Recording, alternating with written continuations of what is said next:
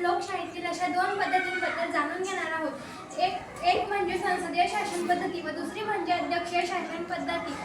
तर आता चला जाणून घेऊया या दोन्ही पद्धतींमधला संवाद। नमस्कार विद्यार्थी मित्रांनो, आज तुम्हाला अध्यक्षीय शासन पद्धती आणि संसदीय शासन पद्धतीची आम्ही ओळख करून देणार आहोत। सर्वप्रथम मला सांग, शासन पद्धतीत सरकारचा प्रमुख कोण?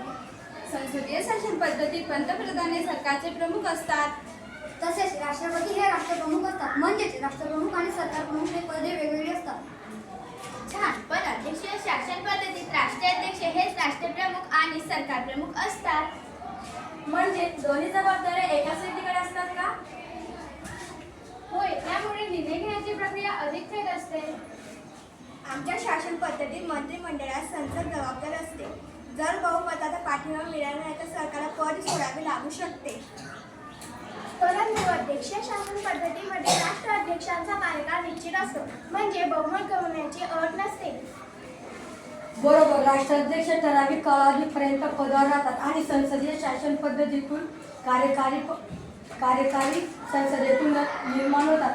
त्यामुळे कार्यकारी मंडळ आणि संसदीय कायदे मंडळ यांच्यात घनिष्ठ संबंध असतात। अध्यक्षीय शासन पद्धतीत मात्र कार्यकारी मंडळ आणि कायदे मंडळ स्वतंत्रपणे कार्य करतात। अध्यक्षीय शासन पद्धतीचे प्रमुख उदाहरण कोणते?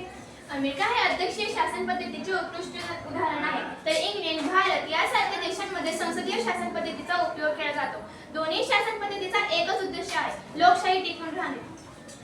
संसदीय शासन पद्धती व अध्यक्षीय शासन पद्धती यातील वैशिष्ट्ये जरी वेगवेगळी राहिली तरी यांचे अंतिम ध्येय एकच आहे, देशाचा विकास व देशातील लोकांचे हित। धन्यवाद।